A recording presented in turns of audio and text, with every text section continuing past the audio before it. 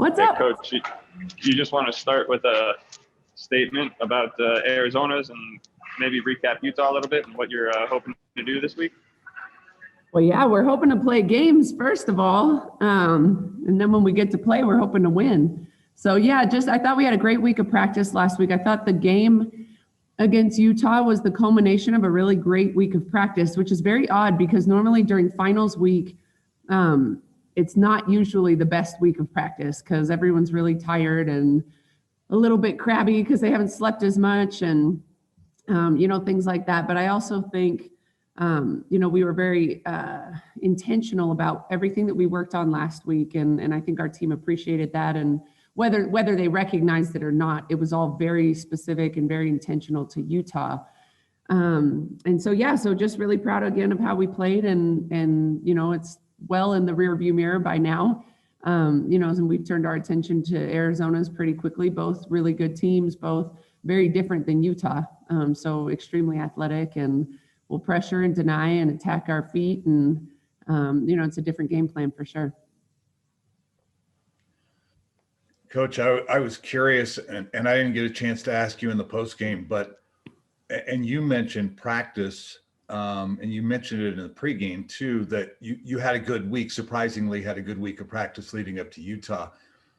Is this the type of team where you kind of have a sense of how the game is going to go by the way they practice? Was this the personality of this team, is if they're practicing well? Because I know in the past you've had teams that was like, well, I'm not sure what's going to happen. They didn't shoot well, or something was going on in practice that just didn't feel right. And then you guys played like gangbusters in the game. Yeah, I don't know. I mean, I learned a long time ago not to judge like a shoot around, how we're going to play based on a shoot around, because we've had bad shoot arounds and played great games and had great shoot arounds and played not as well as we would have liked. So I don't know. I think this team plays well when we feel good. I think there's so much discomfort and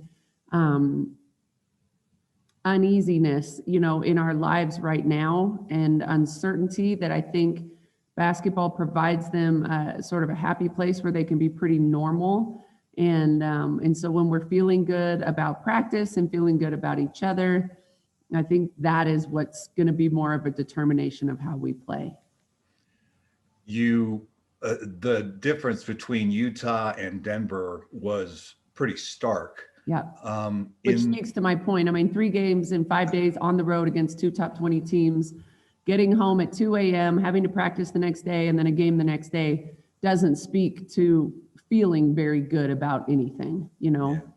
So I think that sort of speaks to my point. And it also, you talked about it coming out of Western Colorado, going into Air Force, about your offense in particular, that you guys were looking for like that extra pass. Mm-hmm. The offense all flowed together. Maybe some of that was fatigue, where they were thinking, I have an open shot, I'm going to take the open shot, as opposed to Utah, where that extra pass, I mean, the offense just, I can't say it came out of nowhere. You have players that can score, but it has to be it has to be within the framework of the offense, right? It's a very dynamic offense when all 5 players are looking for that extra pass, that open shot, the better look. Yeah. I mean, we want to share the ball. We want to go in transition as much as we can. But once we get in the half court, we talk about playing 2 different styles. Like there's 2 different offenses within the offense. The first is, what do we have in transition? Do we have an easy outlet up the floor? Do we have an attack opportunity? Do we have something good in transition? If not, we want to play very disciplined in the half court and be able to execute and set great screens and get the shots that we're looking for. And I think we did that really, really well the other night. Yeah, my last question, and I've bugged you about this before, the transfer waiver wire and all of that coming down. Does that mean Tay is available to you guys? Yeah, we have paperwork that we have to sign and submit in order to get her eligible by tomorrow, but we expect her to be ready to play tomorrow. That's exciting. Very exciting. Thank you. Yeah. Brian, you want to jump in? Hey, Coach. Thanks for doing this. I didn't get a chance to go to your game against Utah the other day, but obviously impressive performance. And how much of that was maybe some pent up aggression and energy and frustration from losing 3 in a row? Yeah, probably. Yeah, that probably played a role in it. I thought that actually fueled our entire week of practice. I thought we had, as I keep saying, we had a really good competitive focused week of practice. And I think that all of that came from, their frustration over the past 3 games and just knowing that we underachieved. I mean, when we at Oregon State, we were all just unbelievably disappointed with how we played. Thought that we knew that was a game that we could have won.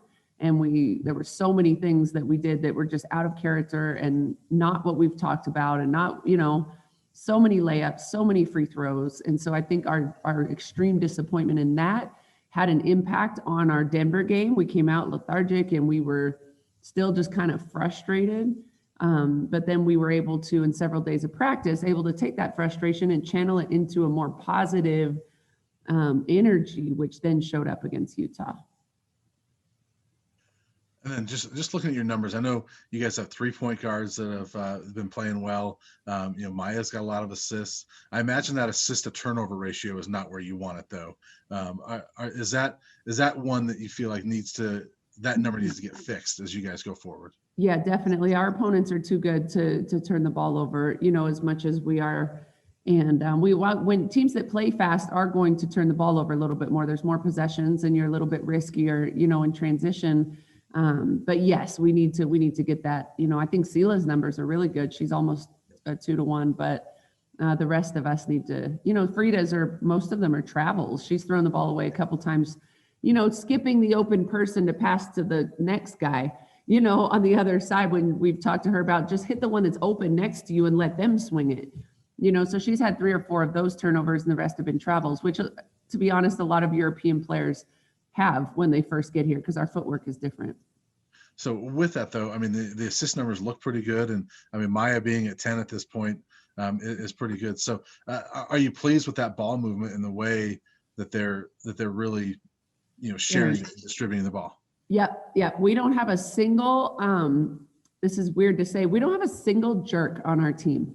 Like we just have every member of our ball club is awesome. I mean, they're great people. They celebrate each other. They are happy when other people succeed on the team. They have no problem passing up the ball to give it to somebody else who might be a little bit more open than them, or, feeding a hot hand, or, which is really fun to coach. And it's really a fun locker room to be in. And I think when you have that, someone like Maya, who is expecting to score and wants to score and has been a scorer, she doesn't mind passing it out to Frida when she's open, or, there's no ego, which is really fun to coach. And I think that helps us to share the ball more. And then last one for me, I mean, just how big is this weekend for you? You got the Arizona schools coming in, and you had some success against them last year a little bit, and at least with Arizona, beat them on your floor. How big is this for you and your team being able to, you have school behind you and just go out and play basketball and try to get a couple wins? Yeah, I mean, this is my favorite time of the year when school is done for about a month and we can just focus on being together as much as we can. We can't a lot right now, but being together and playing basketball, no stress of, academics in school and things like that, where we can just really prioritize getting better and enjoying the process of being in the Pac-12 and all that good stuff. But yeah, it's a huge weekend. I mean, to get 2 more home games is so great. And we have 5 straight home games. This is number 2 and 3, I guess. Which is awesome. I know in the end we're going to have to go on the road a lot, but we're just enjoying sort of being here around the holidays, and our team's going to get to go home here after the Sunday game, and that's going to be really great, I think, for them and their families, and so we're going to enjoy this weekend. You're sad. You have. I have one more just based off of what you just said.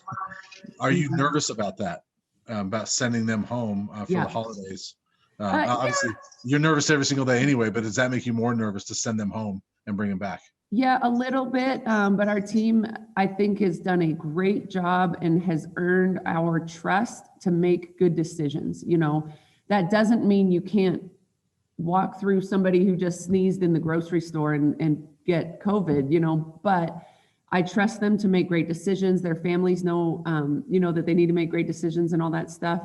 the most important thing, it just came down to what's our priority. Like our student athletes' mental health and well-being and ability to have some normalcy with their families is more important than any basketball game at this point in the middle of a pandemic. So I made that decision, along with our staff, that our players could go home. Some teams are, some teams aren't in our conference, but I think their mental health is far more important than a ball game.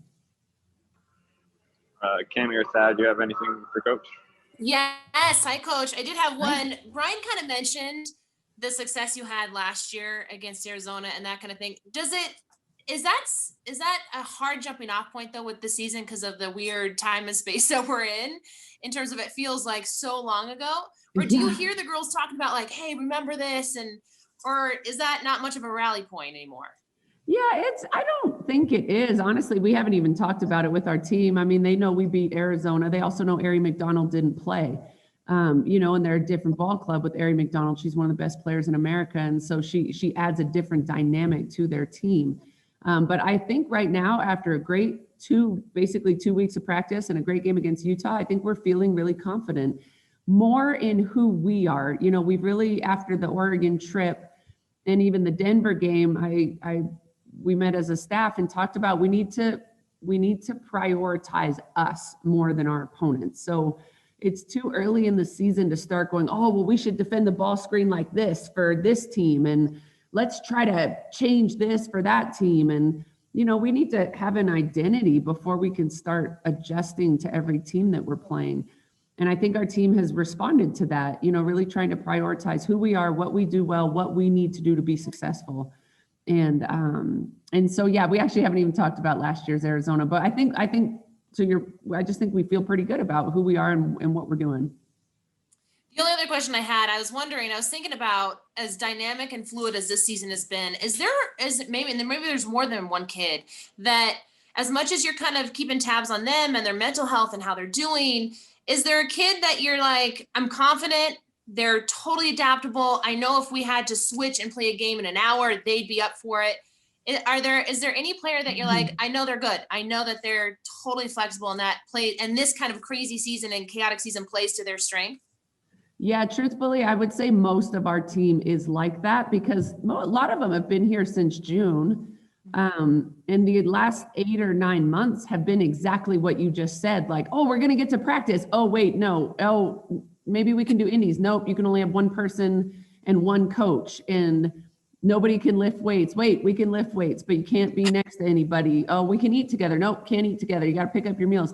Every single thing has been like that.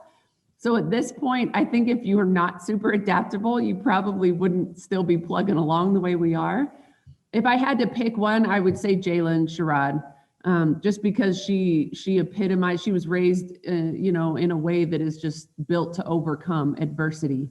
And her family raised her to be that gal, who's going to, no matter what's in her path. I mean, her motto is will over skill, so she's going to just tackle anything that steps in her path with a mindset of overcoming. And so if I had to pick one, I'd say her.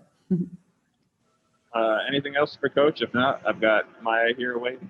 Real quick for Coach, sorry, I had to dump off a work task, so I heard a couple of Corey's questions. I hope I don't repeat one.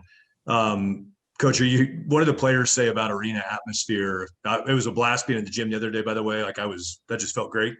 I thought it was actually pretty cool. Once we got going, it just felt good. But what do you hear from them about the sensation of playing in these circumstances? To be honest, I haven't asked and they haven't said anything about it.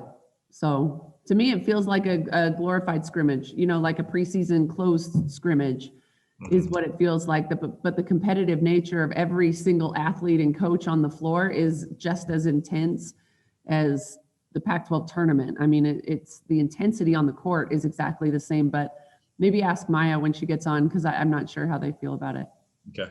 How about Kylie Blackstone?